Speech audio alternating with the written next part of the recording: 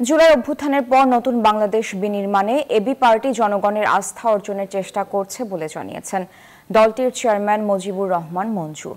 সকালে দলের পঞ্চম প্রতিষ্ঠা বার্ষিকী উপলক্ষে বর্ণাঢ্য র্যালিতে অংশ নিয়ে কথা জানান তিনি।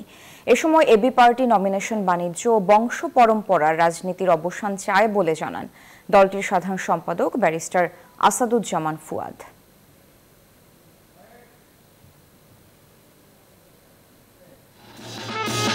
আমার বাংলাদেশ পার্টির পঞ্চম প্রতিষ্ঠাবার্ষিকীর আয়োজন। সকাল থেকেই রাজধানীর বিজয়নগরে দলীয় কার্যালয়ের সামনে জড়ো হতে থাকেন নেতাকর্মীরা।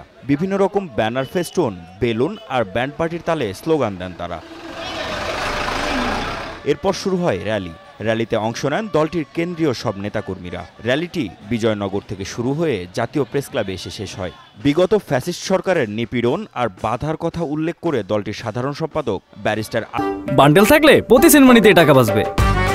বিকাশ সেনমানি বান্ডেল কিনে জিতুন প্রতি লেনদেনে। আসাদুজ্জামান ফুয়াদ জানান, আগামীতে বংশ পরম্পরার রাজনীতি নয়, নমিনেশন বাণিজ্য বন্ধ করে জনগণের কল্যাণে কাজ করবেন তারা। রাজনীতিটা দলের ব্র্যাকেটবন্দি করে এটা নিয়ে টিকিট বিক্রি করার যে রাজনীতি, নমিনেশন বিক্রি করা, সিট বিক্রি করার যে রাজনীতি, সেখান থেকে আমরা অধিকার এবং জনগণের রাজনীতিটা তৈরি করতে চাচ্ছি।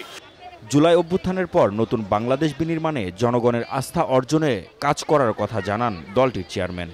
আমাদের দল গঠনের 4 বছর পর্যন্ত আমাদের পুলিশি নির্যাতন, সরকারি নানা রকম বাধা, গোয়েন্দা সংস্থাগুলোর নানা রকমের প্রতিবন্ধকতা আমাদেরকে মোকাবেলা করতে হয়েছে।